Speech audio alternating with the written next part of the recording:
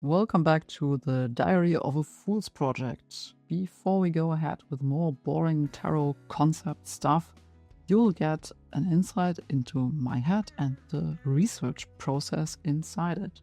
We'll start chapter 2 with a quote, and the quote is, "We are all mad here." That's by the Cheshire Cat from Alice in Wonderland, Lewis Carroll, 1865.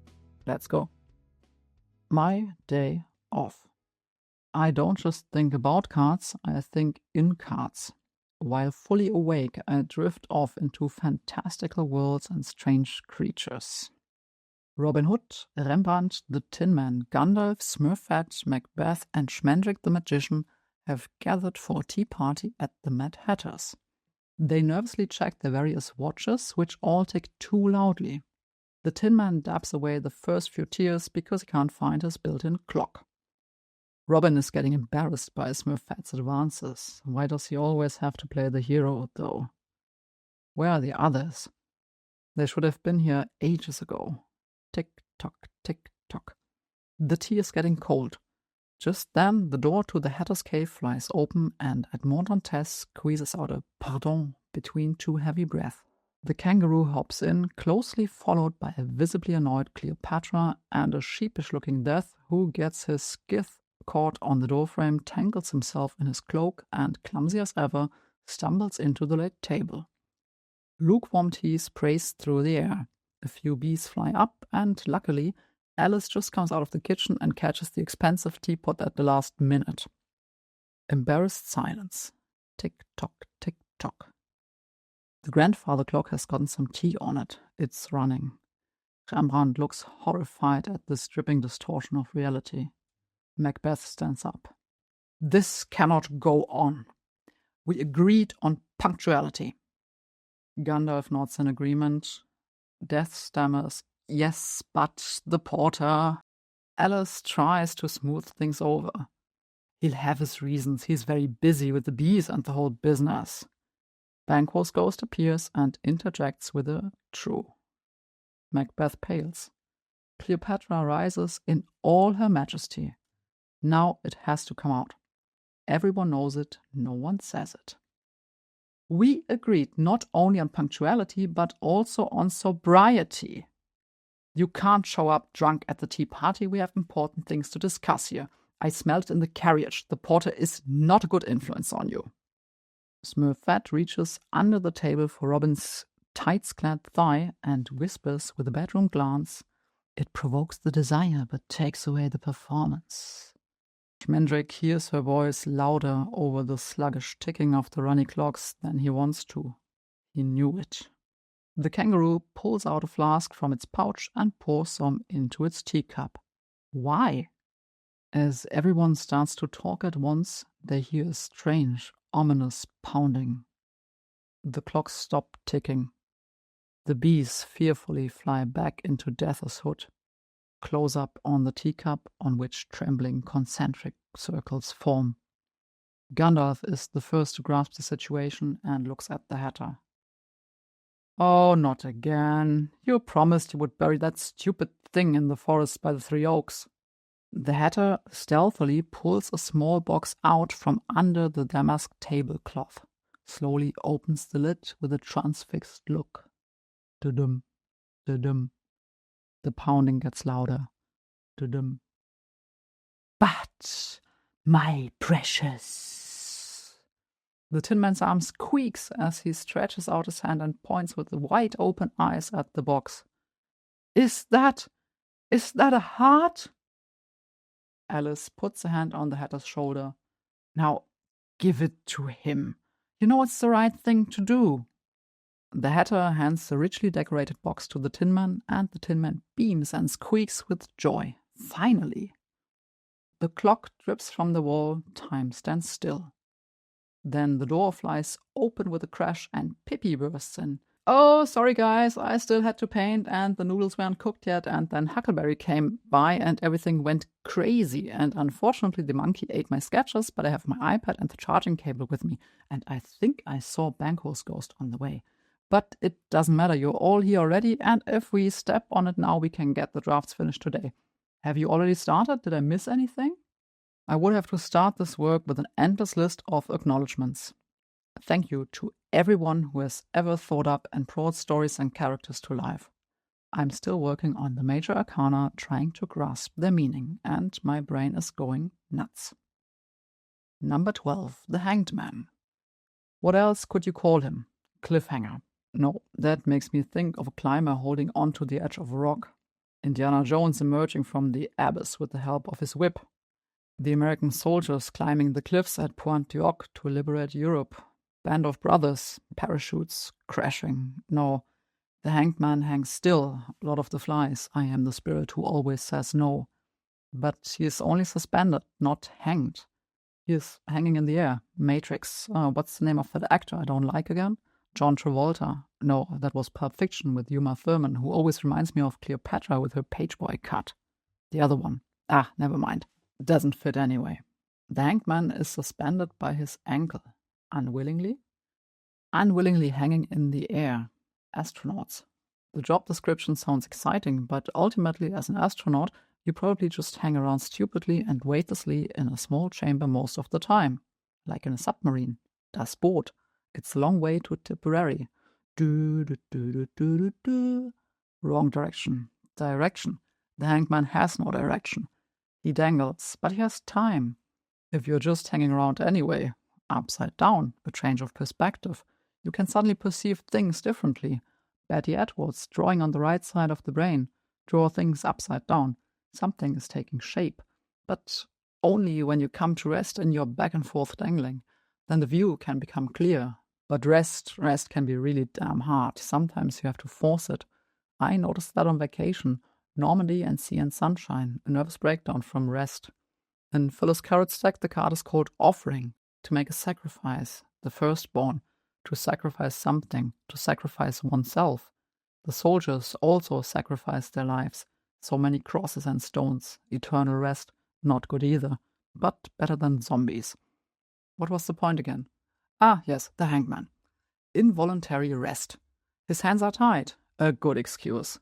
Tarantino, a gag. Hannibal Lecter. It rubs the lotion on its skin. Prisoners in dark holes. All prisoners in history use the forced rest to think, to dig. They emerge from their captivity as new people. Uma Thurman in Kill Bill, Edmond Dantes in The Count of Monte Cristo.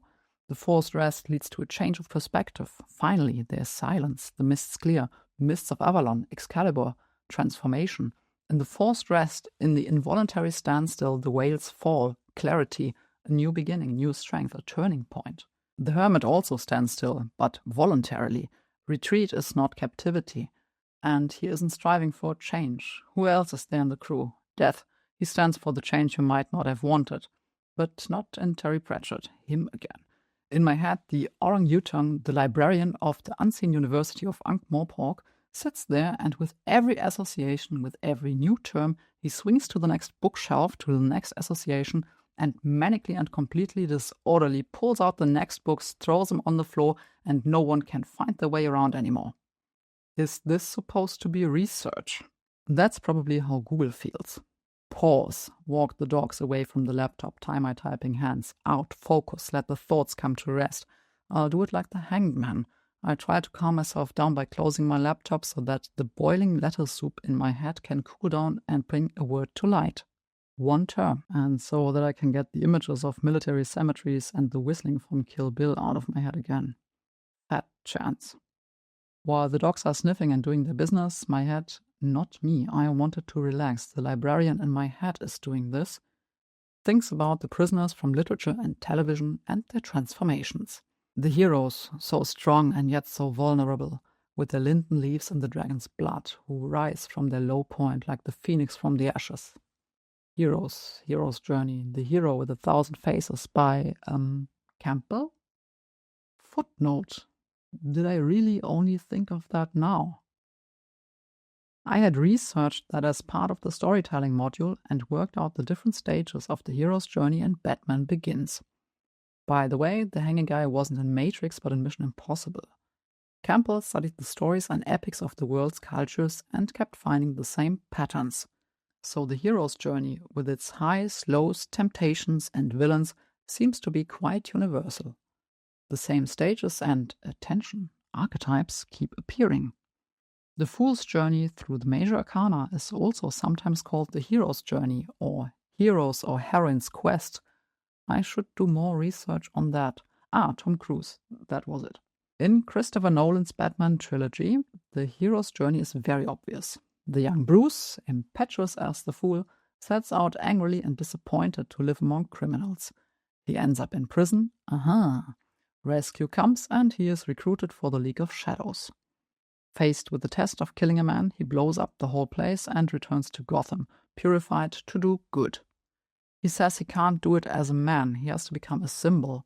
He confronts his greatest fear and chooses the bat, a creature of the night, dark, mysterious, frightening. After the first idiotic attempts at flying, the Fool matures with every further test. In his Bruce Wayne Playboy attire, Rachel throws at him, "It's not who you are underneath, it's what you do that defines you." Wait, project's identity. That's what it says in my Minor Arcana. And it's true. Who we are should be expressed in what we do. Then our identity is coherent. You should probably call it closing the mind-behavior gap. Integrity. And later, he reveals himself to her. It's not who I am underneath, but what I do that defines me. The circle closes. He becomes, in Campbell's terminology, the master of two worlds, and he himself has become a new symbol. He is no longer the Bat, he is Batman, whose own sign shines over Gotham City. The end? No. Lieutenant Gordon pulls out the Joker card. A madman is up to mischief and leaves fool cards at his crime scenes. A new beginning. We find out what kind of freak he is in The Dark Knight. The Joker, the Fool, Heath Ledger, so disturbing, so hot, died so young. He never even saw the movie and it was the best villain performance in all of film history. Why so serious? The message of the Fool. Is there actually a Batman tarot? Enough. The Hangman. By the way, bats also hang upside down. That's how they sleep. What feels like 100 years ago, I saw photos in the Stern, that's a German magazine, where the photographer had turned photos of bats upside down. They suddenly looked frighteningly human. And in South America or somewhere, there's a type of bat called the velvety fruit-eating bat, and its German name sounds like a fancy yogurt. But that doesn't help me right now. At what point in the hero's journey does the hero hang involuntarily in the air? At the 5th, the belly of the whale. The hero is swallowed and presumed dead. A part of him actually dies. He crosses a threshold. Campbell writes about being swallowed. This popular motive gives emphasis to the lesson that passage of the threshold is a form of self-annihilation. Makes sense. A new stage of insight of being always requires me to leave something outdated within me behind, or perhaps even consciously destroy it. My old beliefs, my bad habits, a part of my identity, my practiced story. Like the Hanged Man, I change my perspective in order to or by adopting a new identity.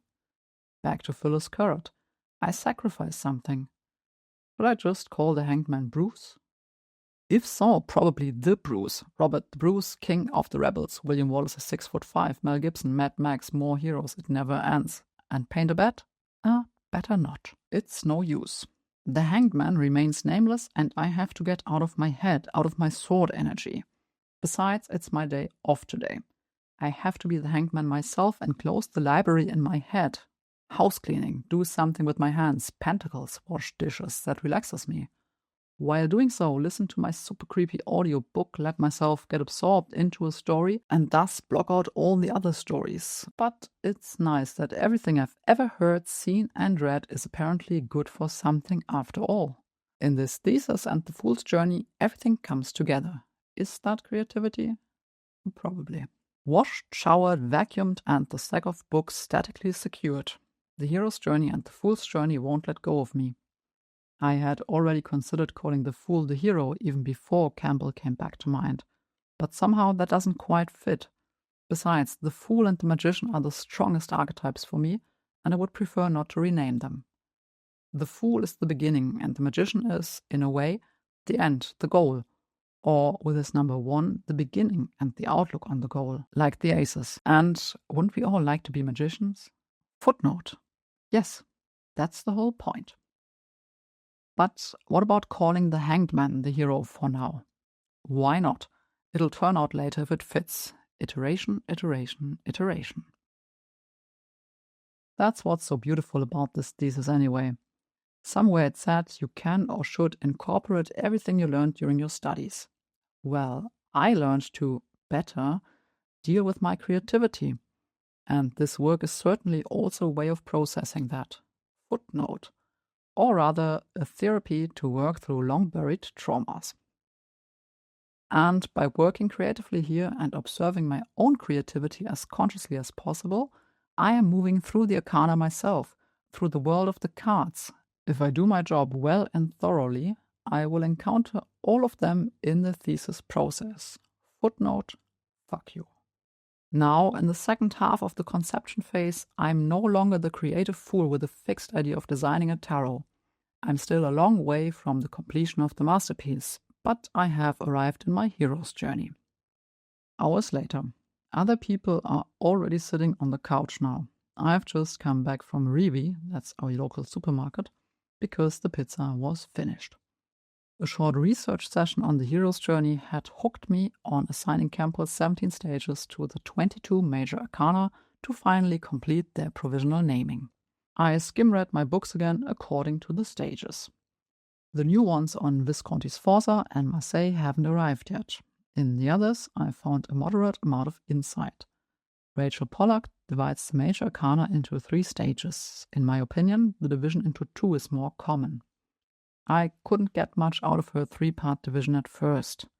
She takes the Fool as the protagonist and as a gateway to the world of the others out. That leaves 3 times 7 cards. The first 7, from the Magician to the Chariot, are the worldly, the rather obvious. The second 7, from Strength to Temperance, are about introspection and the search for the self.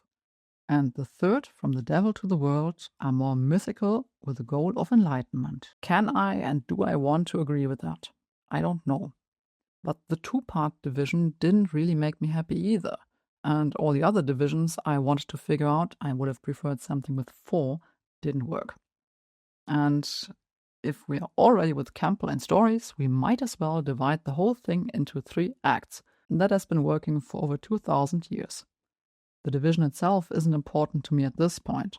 For me, it's only a means to an end, so I can structure the cards meaningfully for myself and thus name them. So, 22 cards, 17 stages, 3 acts, 6 tarot books. Even after a lot of pushing and swapping, it doesn't quite add up. The Major Arcana don't follow the Monomyth, but they aren't terribly far away either. And frankly, my provisional assignment seems no less conclusive than Rachel Pollack's 3-part division or Phyllis Carrott's reversal. Or Wade swapped cards. A.E. Wade swapped cards 8 and 11 for the Rider-Waite-Smith deck. Before, the order from 8 to 11 was Justice, Hermit, Wheel of Fortune, Strength. With Wade and everything based directly on it, it is Strength, Hermit, Wheel of Fortune, Justice. Why he did it, he apparently didn't reveal. It seems inconclusive to me. And since I never liked the Rider-Waite-Smith tarot anyway, I chose the old order, the one Crowley also based his on. There, the 8, Justice, is called Adjustment, and the 11, Strength, is called Lust. So I read crisscross and up and down again and note what makes sense to me in the context of the hero's journey, what reflects the stages of a story. I also make my peace with the 3 acts. I still don't like Pollack's interpretation, but when I look at the individual acts with the events and think of my court cards, the first act is the part of the foolish apprentice to the creative visionary, the second is that of the visionary to the expert, and the third is the one on which the expert approaches the goddess. In each act, something is learned and the learned is integrated. The fool, who began completely without intention, grows with his tasks and thus brings his masterpiece to completion. Footnote, that's good. Then it's time to go shopping, and even in the car I can't concentrate on my audiobook. But just changing locations sometimes helps. And I get the idea that I can actually tell the Major Arcana as a story. The brief research today once again showed that we humans need stories, and that it is often easier for us to learn with the help of stories. Stories and archetypes. That's worth more follow-up research. Maybe that's exactly what it needs.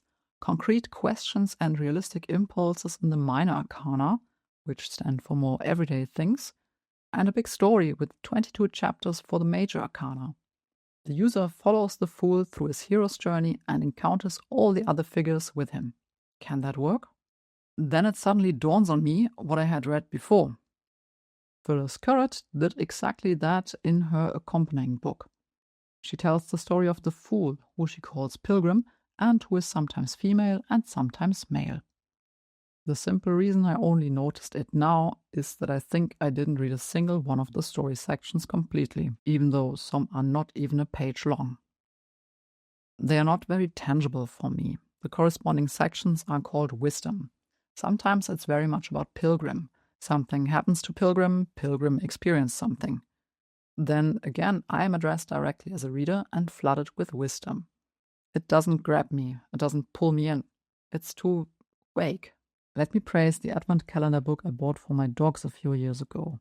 In it, dog and cat celebrate a birthday party. For 24 days, there's the continuation of the story of how they prepare for the party. Once you've read one day, you're already excited about what will happen the next day, even if the story isn't super exciting and full of unexpected twists. Yes, I read stories to my dogs. They also like to watch TV. I really like the idea for now. 22 chapters of the Fool's Journey. This would also clearly differentiate the Major Arcana from the Minors. And personally, if done right, I would find it enriching and coherent to get not only questions, impulses, and advice from a tarot, but also to simply experience a story that I can then keep and process in my head. Today, while I was writing down my thoughts, I was able to experience for myself how well stories stick in your memory. I want to try my hand on this implementation. However, the implementation raises a completely different question: where to put the story? The original idea was that the deck would essentially do without an accompanying book. And of the printers I have come across so far in my research, only one offers a flyer insert at all. I think at most a booklet with 32 pages. The booklet for the Ocean cards also has 32 pages. The Shakespeare cards have a little more. Is that enough? Probably not. Molly Roberts, creator of the Art Magic cards, solved it differently as far as I can see. The cards come in the 16-page insert with miserably tiny print and dreadful fonts. In the same design, so obviously belonging to the cards, her book Art Magic, How to Become an Art Witch and Unlock Your Creative Power is available for purchase. Would that be a solution? Include a poster with a tabular overview with the cards and produce a separate book? Or move further away from the idea of the tarot and put the stories on the backs of the cards? No way, that would ruin my entire concept. Have a separate A6 brochure printed and included with the cards? Okay, the final practical implementation is probably not yet settled, but I'm almost satisfied with the system, content and structure of the cards for today. Satisfied enough that I can finally knock off on my day off, eat pizza and go to sleep. A creative thesis is no walk in the park. You're really still watching? Congratulations, the worst part is behind you. In the next episode, we'll do some more concept work on the cards and especially focus on the 5, the Hierophant. So, thank you so much for watching and sticking till the end. I appreciate that. Thanks.